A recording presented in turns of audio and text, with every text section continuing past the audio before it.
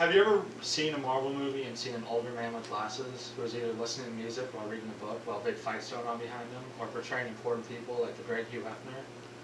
Hi, I'm Jeffrey McDonough, and today we'll be talking about Stanley Martin Lieber, or more commonly known as Stan Lee, the creator of many characters in the Marvel comic book series.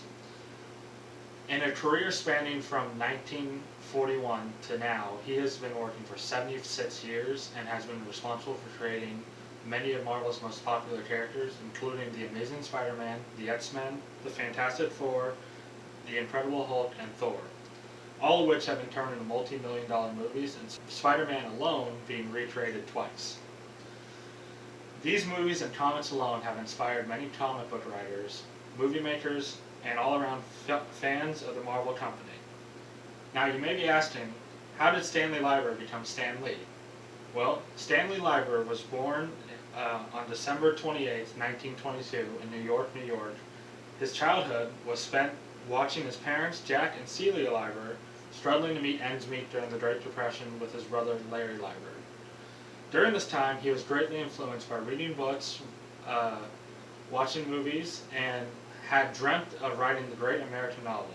Clearly he did not do this though, because after graduating from DeWitt Clinton High School, he got a job at Timely Comics in 1941, or 42, and was quickly promoted to editor. After some time of writing for Timely though, he quickly got his most well-known persona, Stan Lee.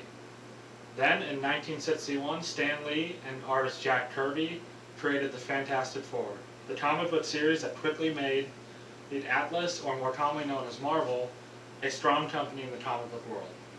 Then in the coming years, Stan Lee worked with great artists like Steve Ditko to create heroes like Spider-Man, the Incredible Hulk, X-Men, and Thor.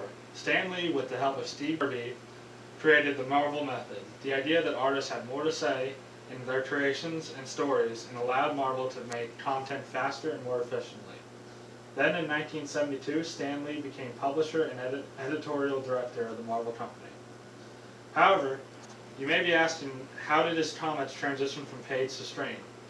Well, after 60 years of working with Marvel, Stan Lee began to seek other avenues. So, in 1999, he created the Stan Lee Media, an entertainment internet company, in the hopes of creating his ideas on screen. Lee's first project was called The Seventh Portal, which was an animated online series about aliens who entered through the Seventh Portal, or more commonly known to us as the Internet.